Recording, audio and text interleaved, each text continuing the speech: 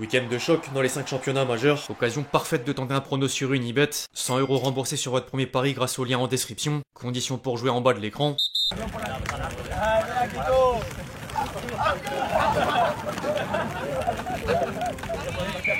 L'équipe, j'espère que vous allez bien aujourd'hui.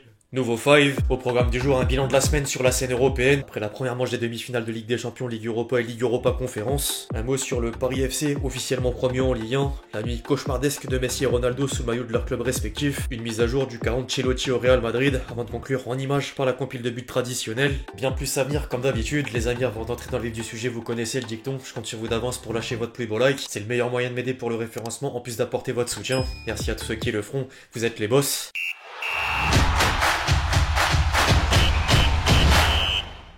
À mi-temps des demi-finales de Ligue des Champions, un poste gestion et concentration. Mardi, le PSG réalisait un énorme coup sur la pelouse d'Arsenal grâce à une réussite collective et certaines individualités comme Dembélé, buteur en 4 minutes de jeu, ou encore Donnarumma, auteur de 2 arrêts XXL jusqu'à finir sur un clean sheet. Luis Enrique était obligé de laisser plusieurs cadres au repos pour le match retour. L'entraîneur parisien a décidé que le déplacement du côté de Strasbourg sera sans Marquinhos, Hakimi, Nuno Mendes, Donnarumma et Dembélé, dont la situation aurait évolué favorablement après les craintes autour de la sortie sur blessure. Le champion du monde 2018 souffre d'un étirement musculaire des ischio-jambiers de la jambe droite, mais le club de la capitale pense qu'il pourra jouer la seconde manche. En parallèle, les hommes d'Arteta veulent garder confiance, mais les discours sont différents des uns des autres. Saka vient d'avouer avoir joué contre la meilleure équipe depuis le début de saison, après que Mikel Merino ait montré un brin d'arrogance. Je pense que nous allons gagner le match retour, nous pouvons gagner n'importe où. Paris est un endroit difficile où aller, et on a prouvé qu'on peut rivaliser avec n'importe qui. Vaut toujours mieux être sûr de ses forces, même si l'humilité reste la meilleure attitude, une valeur que Paris aura su avoir tout au long de la saison sur fond d'esprit d'équipe. Joao Neves s'est d'ailleurs confié dans un entretien Asie Athlétique pour mettre en avant la nouvelle méthode. Il expliquait notamment la notion d'effort par rapport au repli défensif. Beaucoup de joueurs ne le comprennent pas, mais le sentiment est le suivant. Nous n'avons pas le ballon, nous devons donc le récupérer. Même lorsque vous attaquez, vous devez penser, si nous perdons le ballon, que puis-je faire? Cette partie du jeu est importante. Si vous voulez passer plus de temps à attaquer, vous devez récupérer le ballon si vous le perdez. Dans les 5 à 10 secondes où vous perdez le ballon, vous devez vous donner à 100 ou 120%, car c'est le meilleur moyen d'attaquer à nouveau.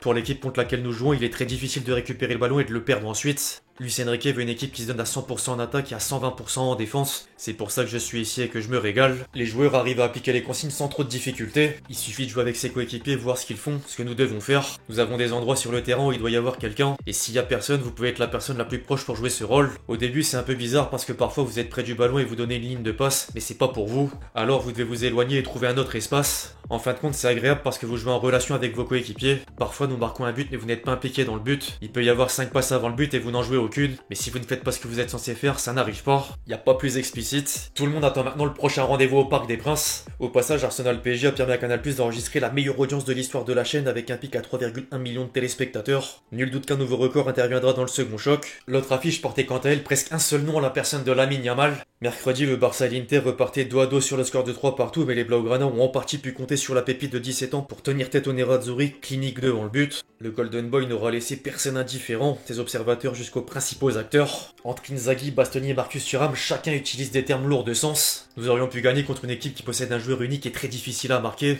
On a très bien abordé le match, mais dans les 25 dernières minutes, Yamal nous a posé beaucoup de problèmes.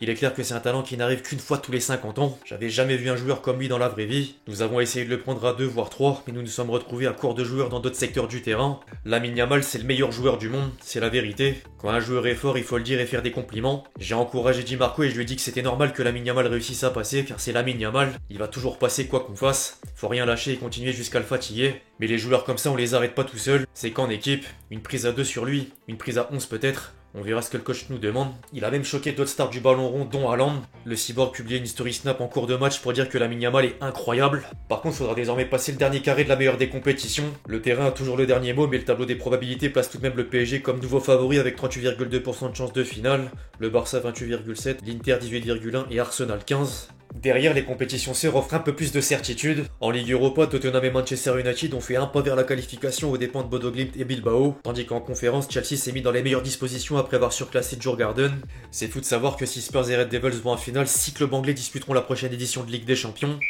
Au pays, la saison commence à livrer quelques verdicts. Hier, Nice s'est imposé devant Reims et a enregistré une 3e victoire consécutive, synonyme de retour provisoire sur les podiums de Ligue 1. Au-delà du terrain, le gym serait désormais en vente. Une source anglaise a rapporté qu'Ineos estime le club azuréen à 250 millions d'euros, une somme jugée élevée par les premiers acheteurs potentiels dont l'Arabie Saoudite. Après, des négociations s'imposent. En parlant de la Ligue 1, le Paris FC décroche enfin une promotion dans l'élite. Le PFC est assuré de finir deuxième de Ligue 2 et retrouvera la première division plus de 45 ans plus tard. De quoi amener questions et excitation.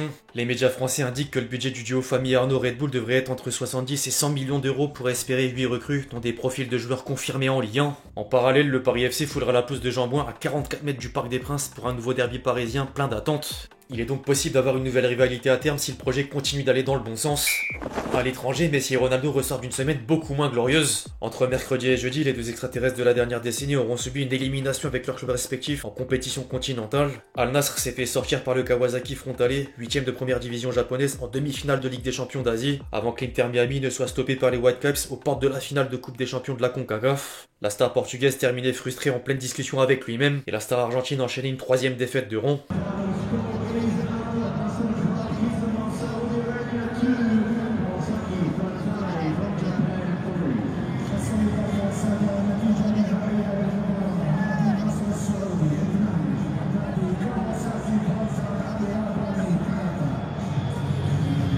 Ils se suivront décidément jusqu'au moment de raccrocher les crampons. Au rayon des entraîneurs, l'avenir d'Ancelotti est au cœur des débats depuis le El Clasico en finale de Coupe du Roi. L'entraîneur italien était de suite envoyé sur le banc de la sélection brésilienne, mais la presse espagnole a jeté un flou avec un supposé retournement de situation. Le Mister aurait reçu une offre d'Al Hilal de 50 millions d'euros par saison et Jorge Jesus allait finalement récupérer le poste. Entre-temps, d'autres sources dont Fabrizio Romano ont assuré que rien n'est fini jusqu'à évoquer un accord entre les deux parties, mais tout dépendra quand le Real Madrid souhaite lui indiquer la porte de sortie. Les quotidiens madrilènes sont quant à eux plus affirmatifs, Ancelotti sera le prochain sélectionneur du Brésil. Par contre, en parallèle, l'entraîneur portugais a été remercié par le club saoudien, alors que le Bayer Leverkusen voudrait attirer Eric Tenard pour succéder à Xabi Alonso. Comme j'aime le dire très souvent, affaire à suivre. Impossible de terminer autrement qu'avec la compile de buts traditionnelle. Ça continue avec la talonnade. Il repique à l'intérieur, il a tenté sa chance, c'était contré première fois. Oh là. También un poquito de cabeza por aquí. Primero, sí, el tiro al arco.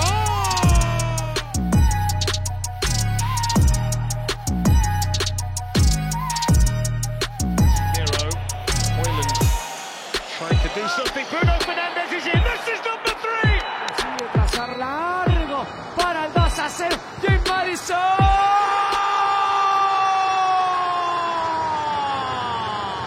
Enfin bref, l'équipe c'est tout pour le fight du jour, j'espère vraiment qu'il vous a plu, je compte sur vous si c'est le cas pour lâcher votre plus beau like, comme d'habitude. N'hésitez pas à réagir dans les commentaires sur tous les sujets qu'on a pu traiter aujourd'hui, et puis d'ici là, on se retrouve très vite sur la chaîne pour de nouvelles vidéos, c'est Lexti. Ciao ciao.